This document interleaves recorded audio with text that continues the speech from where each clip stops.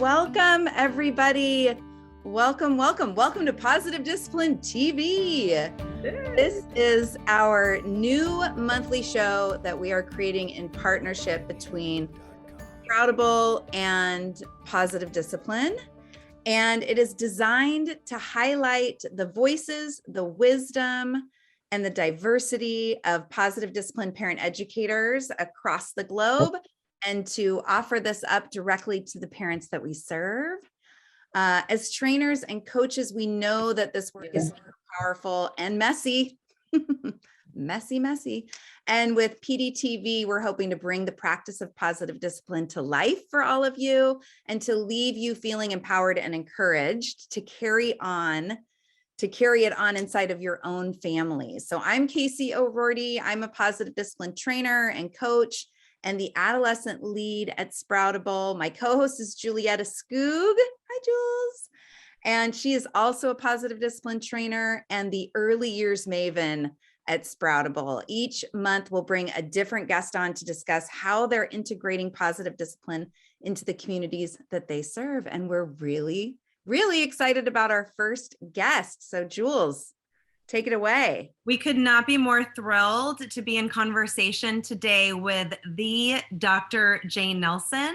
She is the author of the Positive Discipline series and co-founder of a worldwide movement through the Positive Discipline Association that has certified thousands of positive discipline facilitators in over 80 countries. The original Positive Discipline book, written in 1981, was the product of Jane's deep gratitude for the changes she was able to make as a parent of 7 children after learning the work of Alfred Adler and Rudolf Dreikurs in her college class in child development and family relations. Since that time, Jane has authored or co-authored many books, tool cards, and several training manuals. Couples and business leaders continue to grow, and there has been the interest on the many parts of parents and teachers who have experienced stronger relationships as a result of training in positive discipline. And I can add myself to that list as well. It's truly been an incredible life change. It's been a life change. My gratitude is just like overflowing. So thank you, Jane, for being with us here today. And we would love if you would just kick us off by telling us more about the birth of positive discipline. Well, it came from my own feelings of failure and inadequacy as a parent. I was one of those who would punish until I didn't like myself, and then I would be permissive till I didn't like my kids. So I finally decided to go to a college class on child development, and I was so lucky because my professor said, we're not going to teach you a bunch of theories, we're going to teach you one theory and how to apply it so that children learn self-discipline, responsibility, cooperation, all those good things we want. And it was the philosophy of Adler and Dreikurs and practical application of how to use that with their kids. But I have to tell you that I was what I now call an obnoxious learner. And what I mean by that, I would yes, but, and what if, and I was punished and I turned out fine. Have you ever heard that one? Yes. Mm-hmm.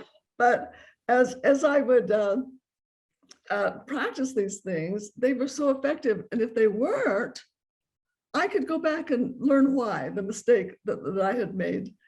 And so I now have what I call my before, during, and after children, the ones that were raised before I ever learned about this, and then the 3 that while I was learning, the 2 that came after. And it's I'm still learning.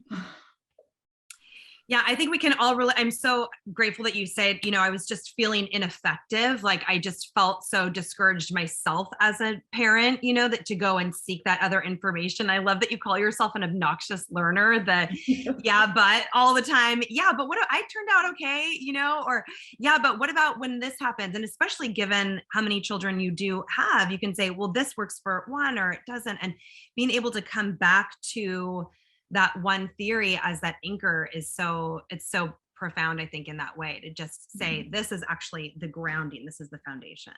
Yeah. Jane, I like to think of positive discipline as, so much bigger than a parenting philosophy or a parenting program. It's really a lifestyle and a way of moving through the world in relationship with others. And you've been in this practice of this lifestyle for a long time. I would love to know, where are the places that you're still feeling challenged to be walking the talk of positive discipline? Do you know that one of the things that Rudolf Dreikers gave me, the lecture over and over, called The Courage to Be Imperfect. And he just kept giving it because he realized it just seems to be that most of us have this tape about, even though we say in positive discipline, mistakes are wonderful opportunities to learn, it's easy to say that. But when we make these mistakes, we just have these tendencies to feel, oh, I knew I wasn't really good enough, or I'm a phony, I should just call back all my books. Or we just really do beat up on ourselves. But I am so grateful for that philosophy, because, one of the things I have found is that actually, when I make the mistakes and then we go back and fix it with our kids, it's better than if we hadn't made the mistake in the first place, because we really are teaching them. And, I just love it that my little grandkids say, made a mistake, it's okay to make mistakes, so, but still, it's easier sometimes said than done. It's a lifelong process. Yeah. I have to tell you a story. So a story that I really appreciate that you share, I believe it's in the Positive Discipline, just the basic book. Basic, not so basic. The first. The original. Where you and Mary kind of get into it, your daughter Mary, and she takes the Positive Discipline book and highlights all the places that she thinks you're getting it wrong and kind of throws it back at you, right? So she even said I'm going to tell Oprah. were you like, please tell Oprah? I'd love to talk to Oprah. You did. Well, I had a hilarious situation happen recently. So for those of you that are watching and don't know, I do put out a podcast, and my daughter is actually the person who listens to the podcast and writes all of my show notes. And the other night we were getting into it. It was mostly friendly banter, but there was a little bit of underlying, elbowing, we'll say. And she looked at me and she said, you know what? I'm going to start my own podcast and I'm going to discredit everything you say. Ouch. And it just was so funny. And it reminded me of that story that you share so candidly in the book, just about, being with the pushback sometimes that happens with our kids. And because I think when we are choosing into positive discipline and this relational way of being with our families, sometimes it feels like our kids, it's like, God, it would be easier if you just yelled at me and walked away. Right. And I'm thinking to myself, yeah, it would probably be easier for me too. But that's not what we're choosing into. Can you talk a little bit more just about navigating that pushback from our kids? Well, I think that, this whole idea that punishment does seem easier because it does seem to get immediate results, but it doesn't get the long-term results. And that's what we really always take a look at it. And I love it why we always do the 2 lists of the challenges we have and what we hope for them, the characteristics and life skills, and just have to keep remembering that and apologize. The one thing I got really good at was the 3 hours or 4 hours. Sometimes we say 3 hours, sometimes we say 4 hours of recovery, where we just have to sometimes apologize to our children. But the one of the things I love is that Mary recently told me that she says, I didn't realize you were doing positive discipline. I thought everybody parented this way until she got out and had roommates who were so irresponsible and so inconsiderate that she started having family meetings with her roommates. So I think that sometimes you just have to, and I know that for me, I think that children the fighting goes down at least 80% when you have regular family meetings. And then because things were going so smooth, I remember one time we quit having them and then the fighting increased. And so just, okay, we got to go back and do it regularly. It's just the ups and downs of life that we have to get used to. And I'm not sure some of my children have ever forgiven me. So.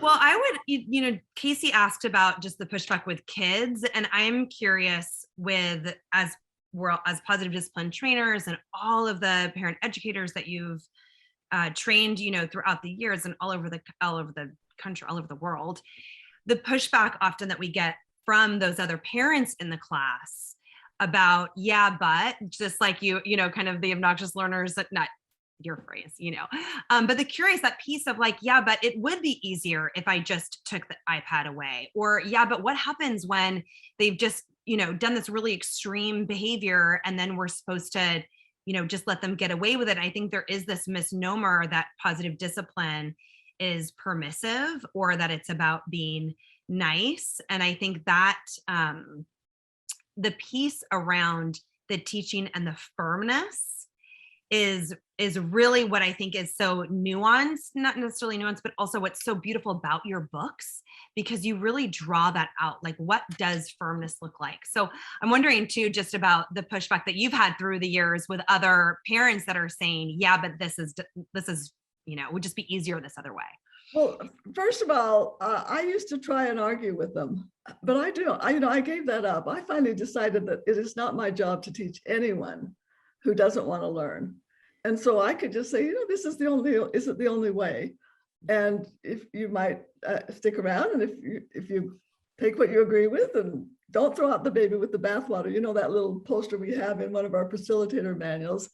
But one of the things I'm sure you guys have experienced is that people who do stick around, sometimes those who are the most obnoxious at the end are sharing how much they've learned. And the other thing is, what I also learned is that when they're being obnoxious, all the other people are really on your side. Usually they see that they're being obnoxious, and they start, they're learning a lot from that about what not to do. But the other thing I want to mention, of course, are experiential activities. Nothing works better than for them to participate in experiential activities where they become the child who experiences what we're doing. And then when we go back to the two lists and say, are you learning any of these characteristics and life skills that you want? And they say no. And so that's another reason I think why it's become relatively popular in many countries, because even though we have cultural differences, and we all seem to feel the same when it comes to our children. We all want the same for our children. That's why the two lists are always the same in every country. Well, and just talking about the birth of positive discipline, how was the birth of some of these activities? Because they are really so profound, how did those come about? Well, Lynn and I both went to a workshop with John Taylor. He's an Adlerian, and who had worked with, oh my gosh, the very famous psychologist, I can't remember her name right now, but it'll come to me later, but maybe. But we were just so impressed with how much more we learned from, he did the Competent Giant. Anybody who doesn't know about that, where the adults stand on chairs and scold children. And so it was just so profound, the learning for us, that Lynn started writing activities like crazy. And I thought, I could never do that. But now I write them like crazy. It's like whenever there's a problem, how can I figure out an activity? Because they are so much more powerful than any lecture you can ever give. And that makes it so much more fun. And see, then also in every country, they're experiencing it in their own language, in their own bodies, and they express what they've learned in their own language. So nothing like experiential, like being the child.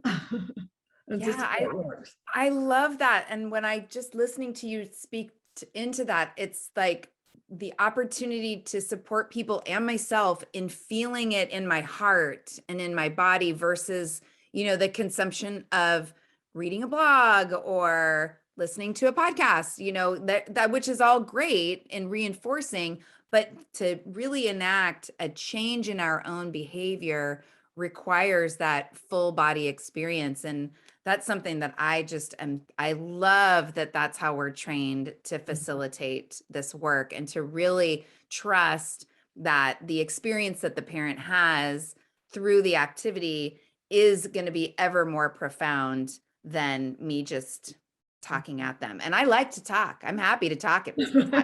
That's right. Well, and just, That'd be it's cool. easier, right? Isn't it easier, Casey, for us to just tell parents what to do? But I do think the aha that I see time and time again is when they role play or experience it as their child. So many parents have said, I never thought about it from their perspective. And that whole part of positive discipline that's drawn from the Adlerian theory of getting into their world, their belief behind the behavior, you know, their perspective, how are they seeing this? Like that competent giant, you know, of just being that just physical experience of looking up at the grown-up is really, I mean, it's amazing. It's profound, really. It's profound, Jane, this work. Well, and the other thing is that Dreiker said, just go teach what you know, even if you only know just a little bit more. And so when we've done that, Lynn and I thought, okay, we're going to do these we're going to teach other people how to go teach. And I think that that's what has also helped it spread, to say you don't have to be perfect to teach it. In fact, you will learn more. You know, sometimes I would get so tired though of hearing myself talk the same thing over and over. Then someone would come up to me and say, you've changed my life. And now whenever I go around and ask all the parent educators and trainers, how many of you have heard people tell you that you've changed their life? You guys, Julietta and Casey, how many of you have you heard? Oh, all the time. Yeah. I feel like it's like addicting. Like I'm like, oh, I mean, that's what's like everything. I mean, that's what, because sometimes I feel the same way. Sometimes I'm like, once again, I'm like on that same circuit with my, you know, just in the past, like my flip chart, and I'm saying the same things and telling the stories. And then it's like, why am I doing this? You know, I'm putting myself out there. I feel like I'm so vulnerable. You know, I'm telling these crazy stories about my own kids and my own parenting fails. Like, why am I doing this to myself? And then you get those moments every time where the parent's like, this was incredible. You literally changed my life. Or, I mean, and I think about, especially because my focus is on the really little children and the young kids. And when they say, you know, I stopped doing timeouts, I stopped spanking my kids, I stopped shaming them or screaming at them. And I think about those little human beings, you know, that has changed the trajectory of their future too, not just changed the life of this parent, but the trajectory of the kids. So yeah, that's definitely what keeps it going. And I think, you know, your point, Jane, about, you know, the experience being in 80 countries, often I come back to myself too, as a, you know, trainer, as a teacher. And I think to myself, just trust the process, like trust the activity, you know, trust the process. It's not about what I know or my advice or my own 3 kids, but really trusting those activities, trusting the way that you taught us, you know? Yeah. Yeah. I also feel like, you know, on the other end of the spectrum, where I'm working mostly with parents of adolescents, it's a similar, you know, it is that I feel like, having been trained to facilitate, there has also been this permission to model the messiness, to model the courage to be imperfect, to model trusting the process. And I'm really grateful to my children every time they give me permission to share, because what I have found with parents of adolescents is, you know, it feels like the resources for parenting really fall heavy on those early years. And there is a sense, once we get to adolescence, if we've been kind of cruising and things have been pretty good, and then it gets really hard, it feels like, oh, shoot, you know, the window is closed. And so I really appreciate how relationship-centered positive discipline is. And what I'm hearing from parents is, you know, I didn't realize that I could, that how the power of relationship and shifting my, you know, where I'm focusing my attention and where I'm focusing my time with my adolescent, and how, you know, we talk about the iceberg metaphor, how powerful it is in influencing behavior when the focus is on relationship all throughout childhood, right? But especially in the adolescent years, as we're navigating both that setting limits while letting go. And it can feel just so messy in my own life, as well as in the lives of the parents that I serve. There is a question in the chat that I would love to ask you, Jane. Catherine asked, how did positive discipline change your relationship with your before children?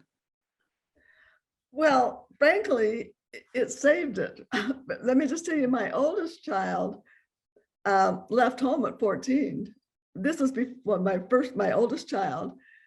And one of the reasons is because he was growing pot in the sandbox out in the, I kept wondering, why is he paying so much attention to the sandbox? When I told him, I said, you can't do that. And he said, well, then I'm leaving. And, but it's like, it was a very strained relationship. And then later, because when I started doing positive discipline, even just talking to him on the phone, and it was like, even when he was in his 30s, he says, you know, Mom, you're one of my best friends. And he said, no, you're my best friend. And that was even after we were just, I hate to think what our relationship would be like today if I had been still doing that old stuff, rather than being able to change even after he had run away from home. So, you know, the one thing I would really like to talk just a little bit about is how it's, I'm starting to call it in-between parenting, you know, because when we say both, it's not punitive and it's not permissive. And it's so hard for people to understand, well, what could be in between? You know, what does kind and firm really mean? And especially when so often being kind can be permissive, and then the long-term results is not kind, the long-term results. And even though punishment seems to work, what are the long-term results? And also the people, excuse me, don't understand that, excuse me, that firm does not mean to be mean. Mm-hmm. You know, to say I love you, and the answer is no. Or I know you don't want to do your homework and it's time for homework, or what was our agreement? Of course, that agreement part is really important, but being firm, it can be the kindest thing you can do to help them learn to feel responsible and capable.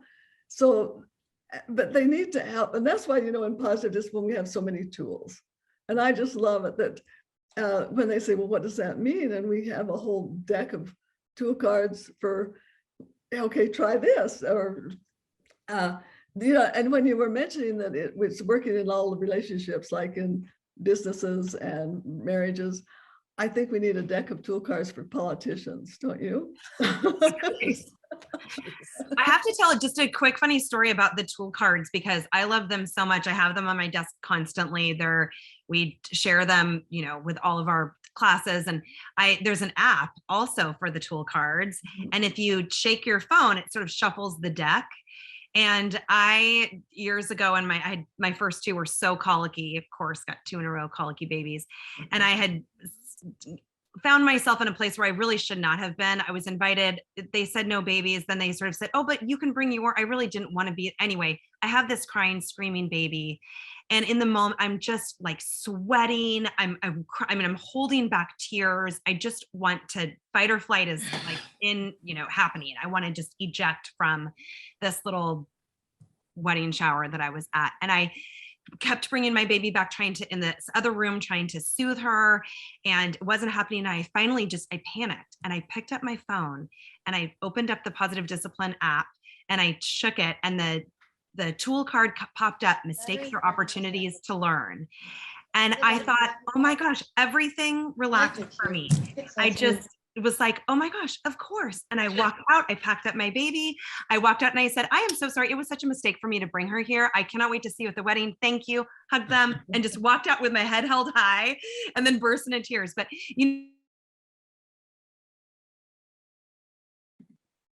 the tool cards there's so many positive discipline tools to help us with everything. You know, it's like in life, really, not just with our children, but it's just really a way of being. So yeah, love those tool cards. Well, and I love the concept of mistakes being opportunities to learn, because I just had that experience. I could hear some chatting on the Zoom, and I know that I can mute everybody. And so I muted everybody, including you, Julietta. So apologies and for that. Me. And you, James. Sorry. Oh my goodness. Yeah. Oh, the Zoom. You know, I just want to say, and speaking of tools, we now have these new, so I've got them all on a ring, but we now have these new tools for kids that we'll be soon having a guidebook with. So they are life principles. They are just principles that show dignity and respect for everyone. And I think, but specific ways to do that. and what I think is also unique about positive discipline, also than some, they're just parenting books in general, is that you have that school component. There is really in the classroom component, and it's for teachers. It's really for all people who are working with children. And so these new tool cards, as a school psychologist, school counselor who was in the schools for over 15 years, going in and trying to do these guidance, lessons, those tool cards are literally brilliant for children. I mean, each one is its own little mini lesson to teach young children, older children. I mean, they're so relevant. So I could not be thrilled. I'm always amazed at the next book that you have and the next set of tool cards. I'm like, how does she keep doing it? It's incredible. Hey, and Brad, will you drop the link in the chat where people can find the tool cards? Because I know you're on the call too, as well. There's another question in the chat. Can we grab it? Go for it. Yeah. Okay. What do you do? This is the burning question that everybody always has, right? What do you do when you're being firm and they still won't cooperate? How do you answer that question when you're working with parents, Jane? Oh gosh, you know what? This reminds me of one of my favorite new activities called tools or tricks. And because someone said, well, I think that these tools are just tricks to make kids do what you want. And I can almost guarantee you, if you use a tool and it doesn't work, you're using it as a trick, not as a real tool. And, in the activity, what we have people do is show some of the basic concepts of positive discipline and just have them look and say, okay, as you look at this list, and I'll just read some of them to you, what might have been missing from what you did? And it's like, were you focusing on solutions? Did you validate their feelings first? Did you take time for training? Were you both kind and firm? Are you having regular family meetings where they get a voice? Did you deal with the belief behind the behavior? Did you make a connection before the correction? Did you ask curiosity questions? Did you have special time? There's just all of these things and that's what I learned in my class a long time ago, that when something didn't work, I would go back and I would learn the piece that was missing. But also, I think it's really important to point out that this does not mean that you're going to be perfect, and it does not mean your children are going to be perfect. And I worry about kids who don't rebel because that's, we say, how do you spell individuation? R-E-B-E-L.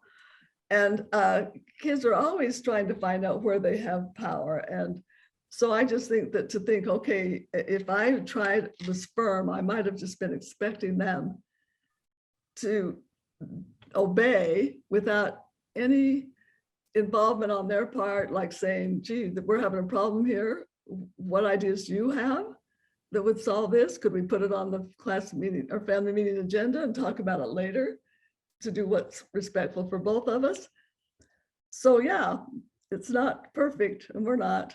And what I hear you saying, Jane, too, is that the firmness is not just about, I think there's this implication like I'm being firm, and really that it's just in my voice and doing this, but firmness actually is the systems. It's the rules, it's the expectations, it's the systems that we have in our family, it's the family meetings, it's what was our agreement, it's what's on our routine chart, it's the contributions, it's, the way, even the agreement like we have in our house about the way that we greet each other in the morning. We had to practice that, right. So, it's everything. It's not just the way that we show up in this like mean way, it's everything. Well, and I love thinking about expectations too, and expectations also being, guess what we do in our family? We problem solve. We talk about hard things. We come together in mutual respect and puzzle things out. Like that as an expectation, I think is really powerful as well. And I want to make sure everybody who's watching teenagers and tweens heard Jane say that she is worried about the kids that don't rebel. Okay. I just wanted to say that one more time for all the parents of adolescents in the house. Well, and also, go ahead. I just really want to point out that we need to consider the mistaken goals. And, when for people who might not know what the iceberg analogy is, there's the behavior at the tip and the beliefs behind. And to me, if I was firm and a child didn't, quote, obey or do what they're supposed to, that would be my clue that we're in a power struggle. Mhm. And I would have to ask myself, what am I doing to create this power struggle? And did I not get the child involved, or was I, anyway, there's just that, this is why you always have to take a look at it. It's just not a simple bag of tricks. They are really tools that you have to understand, and that take some training and background.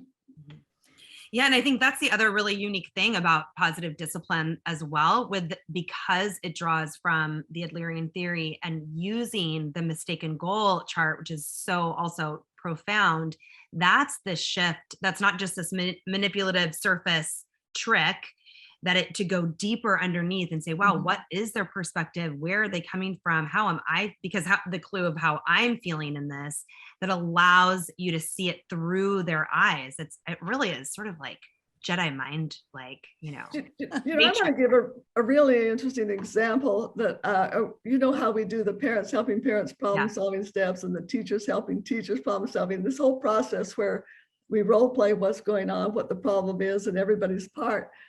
And this one teacher just could not figure out why this little boy, I think he was like a third grader, had just become so hurtful, because they had been personal friends in their families. And she just couldn't understand why he was just being so hurtful. He felt hurt because she went on vacation. And, sometimes these things that are going on in their minds don't make any sense to us until we really, that's why the problem solving steps can really help us see all the pieces that are going on, to help us understand the belief behind the behavior as well. And that a misbehaving child is a discouraged child. And we just, the discouragement may not make sense to us, but still there's some discouragement there. Yeah. And just because it doesn't make sense to us doesn't necessarily mean that it's not valid or rational or any of the other things. So Marcelie in the chat said, I've heard Jane say that behavior change is not actually the goal. The real goal is to create an encouraging relationship and environment to increase the odds of pro-social behavior. Do you still agree? Do you still stand by that, Jane? Oh, absolutely. And that's the thing. It's not an incident,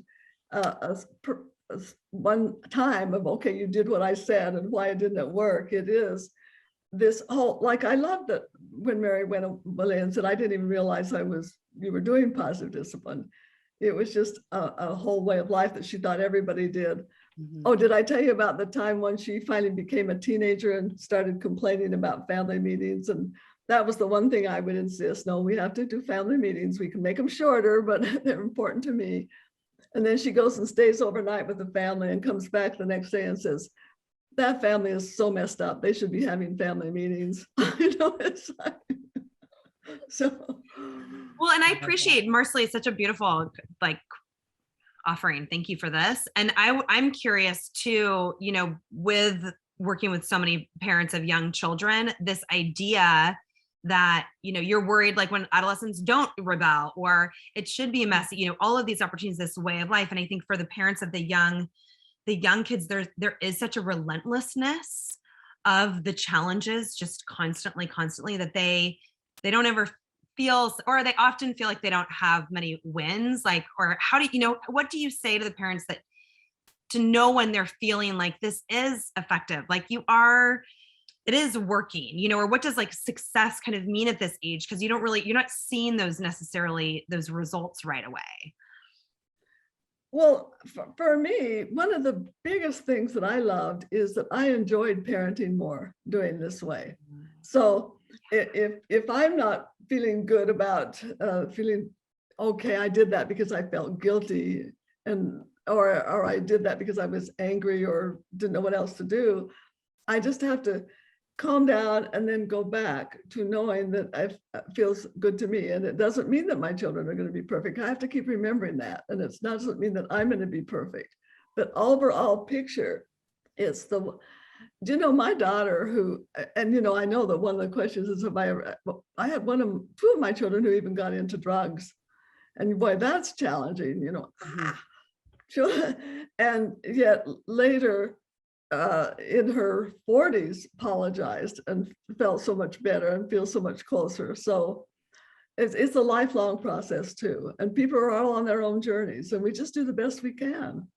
I just have to restate that. I just think that's so powerful. I feel emotional right now because I just want to restate that it is about how we feel. It's not about this change in the behavior and that we have these perfect little obedient kids. It's how are we feeling? You know, do we feel like we showed up in a way that we feel connected, that we stood by our own, we feel respect, you know, for ourselves, that we feel like we came in from a place of encouragement and connection and firmness too. And whether or not it works, we're able to lay our head on the pillow at night and feel good. And we're going to try again the next day, you know, and that it really is a practice. So I really appreciate you saying that, Jane. Thank you. And I think that sometimes we just have to respect that children are on their own journey and they have to learn their own life lessons, and that we can just be as supportive as we can. And sometimes we have to get help. Sometimes we have to get professional help. Yeah, I feel like I have had a crash course in that in the last 3 or 4 years. Like, oh, right, this is not my journey. This is your journey. And I get to be a part of it on the side. On the side. But I also really want to say, you know, that just like you were talking about, Julietta, with the younger kids and that feeling of it takes a while to see the results of how we're showing up, you know, that it looks similar in the adolescent years because, and there's this kind of sense of time is running out. Right? We only have, they're going to be on their own, hopefully soon. And what I'm hearing you speak into, Jane, which I think is so important to remember, is 18 and, you know, launch, whenever that happens, launching and leaving home is not the end of our relationships with our kids. And in fact, we're still in the beginning. Like, this is just the beginning of our relationship with our kids, and to parent in a way that results in relation. I mean, I talk to so many parents who don't have good relationships with their own parents. And, you know, it's such a beautiful thing when we hold that as, you know, an end goal or an ongoing goal is just around wanting young adults and, you know, 30-year-olds and 40-year-olds and 50-year-olds who still want to spend time with us and come to us and want to hear from us. I think that is so profound. And yeah, and I was talking to a client recently about, you know, just issues that her teenager had. And we were talking about, you know, we can provide all of we can provide the environment, we can get that outside help and those resources. And the hard part is remembering it's actually up to our children to be willing to do the work inside of those resources and inside of that environment. And that is not something that we can control. And maybe it happens while they're still under our roofs, or maybe it's going to be life that really propels them into stepping into that willingness to do their own work around, you know, evolving as human beings. But now, one of the things that Stephen Glenn used to say is, if you teach your children to be independent, don't be surprised if they learn to be independent, you know, of you. So. Yeah. Can I ask a personal question, Jean? You know, I think about the way you must have been raised in a really different way because you created positive discipline. There was no positive discipline before that. And I'm just wondering, like, how did you do it? How did you, or I mean, I'm making an assumption, you know, of the way that you were raised. And we've had some conversations too, just, you know, personally too, just of that. But how, you know, having your own children, you already had two, I just imagine you like going and getting your doctorate, like authoring these books, just sort of, it just seems so radical. Like, what was it? Like, what was it in you that really made such this change, or was it so different the way that you were raised? Like desperation. That's why I just had to start finding answers. But, you know, because when I was raised, it was really more like free-range parenting. I mean, you remember, I'm 84 years old. This is a long time ago, where we lived in a neighborhood where we could stay out all night, not all night, but the kids were out on the streets playing games, run sheepy run and kick the can. Kids haven't even heard of no TV. You know, we could walk downtown to the movies. It wasn't scary. And so half the time my parents didn't even know where I was, and they weren't worried because they knew there were neighbors. In those days, the neighbors could tell on you, and your parents would take their side. So it was just, and there was no pressure to parents didn't get involved in their homework. It's like if you didn't want to go to college, oh well, it's like it's totally different time. And so, boy, I even remember when I was a teenager when TV came. Anyway, it's different. It's very different. And, I just think that this idea of we have to keep getting, the reason I love family meetings is when they're done correctly. And by the way, family meetings can totally fail if parents just use that as another platform for trying to get there to lecture and talk instead of getting kids involved. I had to learn that through experience, by the way. Right. Yeah, somebody told me their family meeting wasn't working. I said, either they're too long or you're talking too much. So this is anyway why I really needed help, because I didn't know, that, like I said, and a lot of all people know is either permissiveness or punishment. They just don't know what else there is. And they're afraid that if you don't do one, you're going to get the other. And so, I love calling it in between parenting. It's in between being punishment or when you tell people no punishment and you tell them no permissiveness, what else is there? They don't know. And well, you're just such a beautiful model for that, to just say, like, you know what, I was raised totally differently, and I can't, like, out of desperation, like, I am going to do things in a different way, and I can do that. Such that radical approach. And I think that's so helpful for so many families that turn to your books and turn to the classes, in that same way, to say there is another way, And, I really loved the book Children the Challenge by Rudolph Dreikurs. It was life-changing, and it seemed like there was not enough of what to do's. There was you've got what not to do. And so that has been the point of positive discipline. I want to know, okay, when you say kind and firm, what does that mean? And with lots of examples of what that means. And that's why we have so many tools. When you say no punishment, no rewards, and they say, what else is there? And we can say, well, we got a whole bunch of what else is. I love that tool right after they've done their challenges, to choose one and then just randomly pick a tool and see. It's amazing how often they get the perfect one that would deal with the challenge that they're having. And if not, they can pick another one, because one of them will eventually come up that will really be helpful. Can I pull in some more from the chat? Does that sound okay from you, Yeah, that ladies? sounds great. So yeah. Early on, somebody asked about how to, and when one parent is really committed to this practice, and then the other parent is more reluctant. And then we just got another comment around April talks about she and her husband being very committed to positive discipline and have signed up for a class through Sproutable. Well done, April. And they both have parents, their own parents, who see out of a very different lens. Mm-hmm. And so she's curious, how do we handle the haters? How do we handle the opinions of others who just don't really see or understand this philosophy of being with our kids? Well, first, let me talk about the husband and wife maybe not agreeing.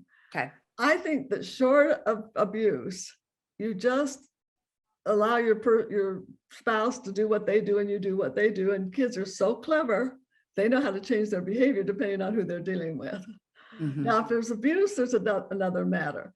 But it was really funny because when I married Barry 50 years ago, and by the way, I'm so imperfect. I've been married 3 times, so I learned from mistakes, life.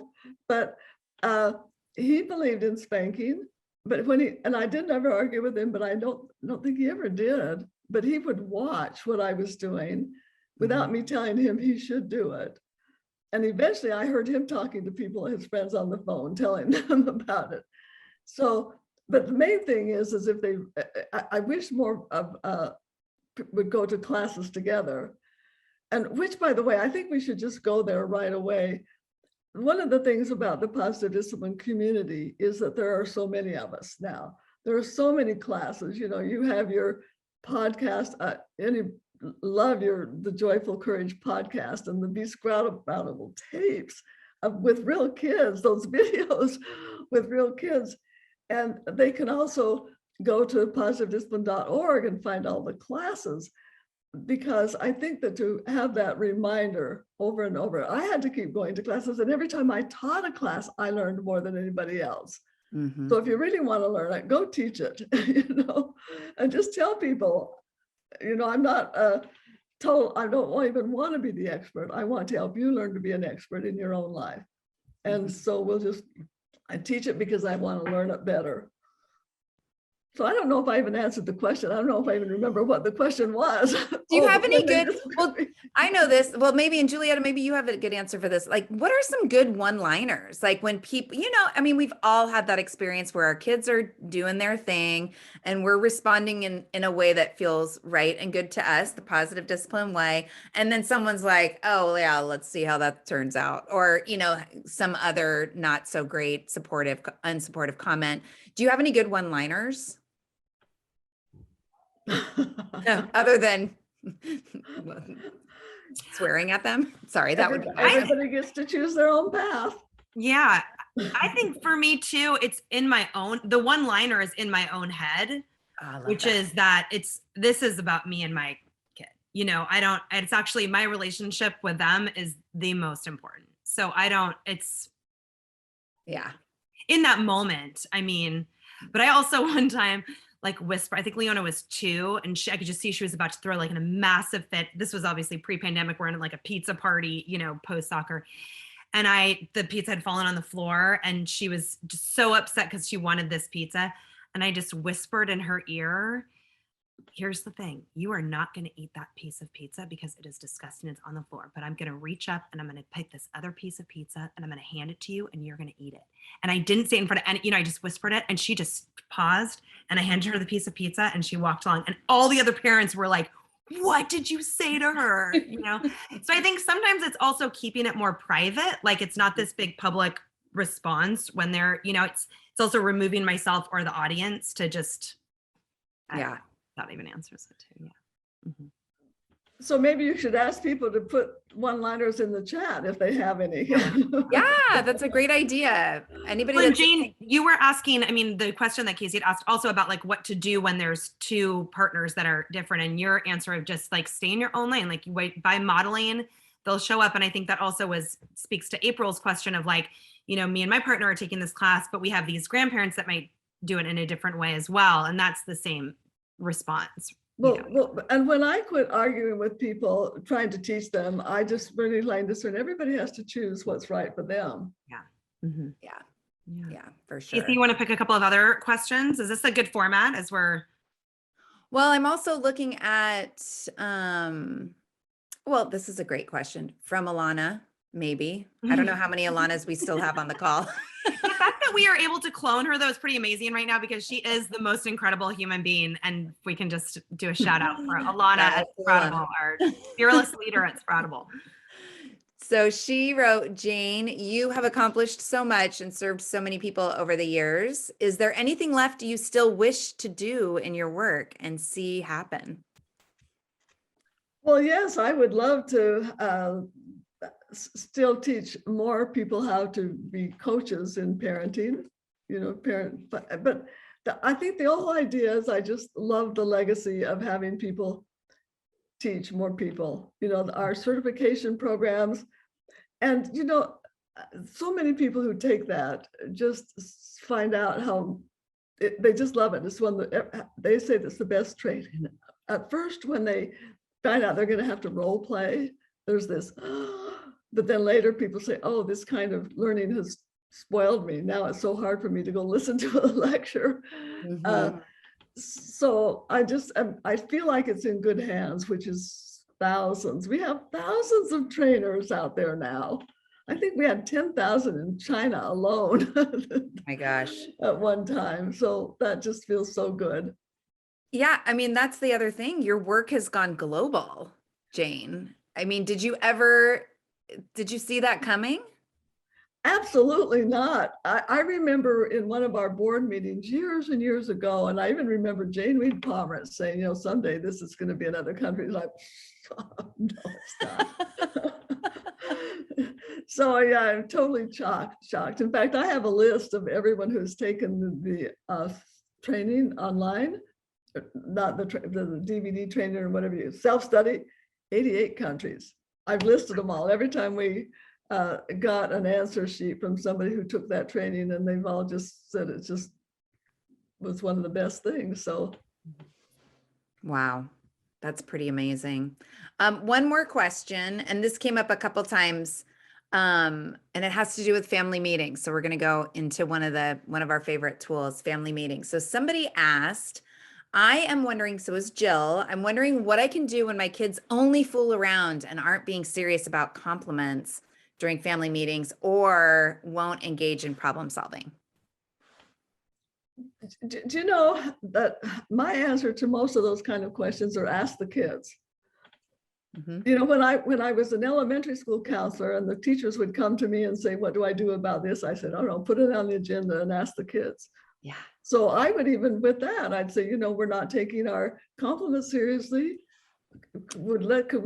I'd like your help. How can we solve this problem? What are your ideas for what to do? Yeah. I love that our kids, even the family meetings themselves, offer up agenda items for the family meetings. Well, and I think that point too, Jane, when you talk about the experience, within the positive discipline classes, one of the parts of the activity as we're talking about family meetings is you have us ask, what do kids learn from family meetings? And that list of all the things that they learn are so aligned with the life skills list ultimately. Right. And so even when there's this discord or I don't want to, or, that learning process, they're practicing skills just by being in the same room and getting messy and, fool around. And you get all of that practice too of just showing up. Yeah. Well, right. And see, to me, class meetings is just one of the best social learning where they're solving problems. It's where they're being kind to everybody. They're inclusive. I just love the class meetings and think, especially if they're done every day. And in family meetings, of course, once a week. But I again, don't ever expect them to be perfect. It's like, I know that the Adlerians, a bunch of Adlerians years ago, wanted to see if they could find the perfect family meeting. And so they had people recording their meetings, and then they finally gave up. Said there's no such thing. It doesn't have to be perfect. It just helps for it to be consistent. I love that. That's so powerful. And the thing is that during the family meetings and that's where kids are learning all the other tools. Yeah. And then, but they have to have some of the tools to make them successful. So Jules, do you want to ask any of your quick questions that we have planned? I think, just maybe one of the final questions of just if there was one, for any parent that's coming in to it new, no matter what the age, if all parents would just do this one thing to start, what's a window, what's a way in, do you feel like, for that first step to take? There's so much of positive discipline. What's one step that they can take forward on their positive discipline journey? I can't say that there's one step. I know, not a fair question, right? The first step. No, because I think I just think it takes a path, that there are many steps to the destination. Mm-hmm. And if people just try to do one thing, they might be really frustrated because it don't work, because there's a combination of so many things to make it work. And that's why when I would say if something didn't work, I'd have to go find out what was missing. That's right. Well, and I think more of like that first step toward, for everything that kind of, and I think, even your comment about being kind of that in between parenting, like just even taking a step towards that space. Well, to me, it's to find a community. That's what I think. It's like, there's so many classes, and now even online. And I did see in the chat that somebody's concerned that now they have to do it online. what I just loved is that when the pandemic first started, a bunch of our trainers just got busy and figured out how to teach these activities, these experiential activities online. And for people who join the Positive Discipline Association, they can go online and find examples of people we've taped some of these, doing these classes online. And we've even written the activities and revised them so you can teach them online. Mm-hmm. And so, to find that support. I think that's brilliant. Taking a class or teaching a class or continuing. Find the community, definitely. Yeah. I know, and that's what we had tried, or our focus at Sproutable was to create these videos of real families to have that experiential, moment, even when we have to be online, yeah.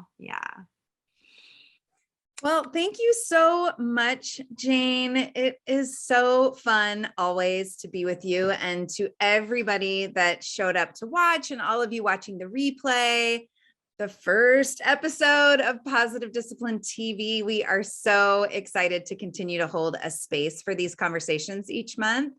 I also want to say on behalf of Julietta and I and Alana from Sproutable, thank you to Positive Discipline for your partnership with this project. If you are interested in signing up for next month's Positive Discipline TV, you can we'll have a new registration link at besproutable.com/PDTV, or you can sign up through positivediscipline.com/PDTV. Brad, maybe you can drop those in the chat. Next month, we're going to be talking to Dr. Tammy Kiesis.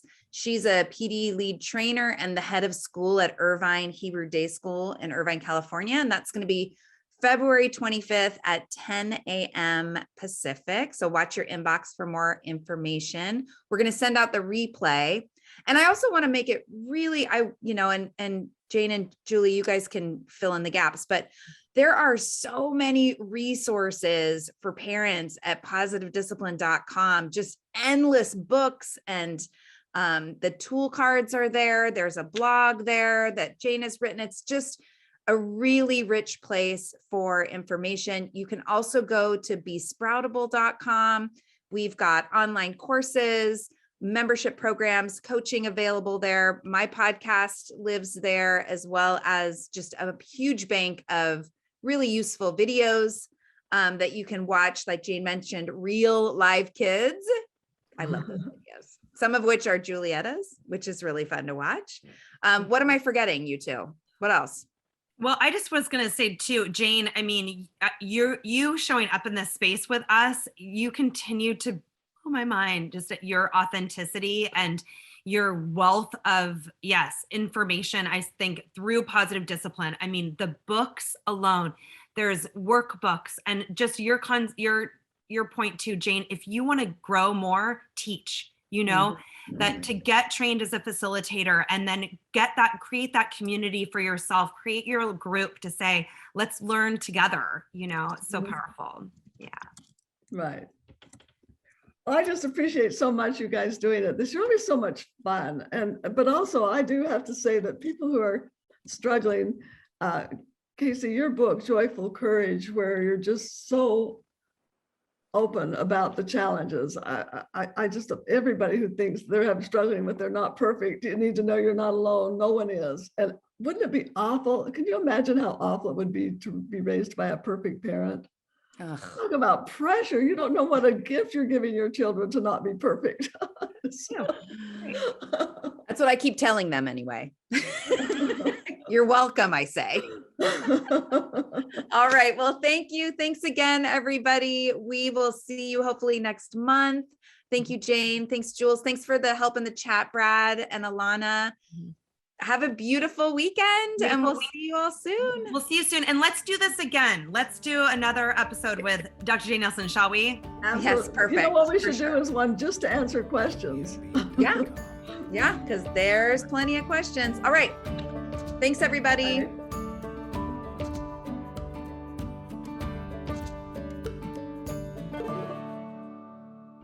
Real moments are learning moments.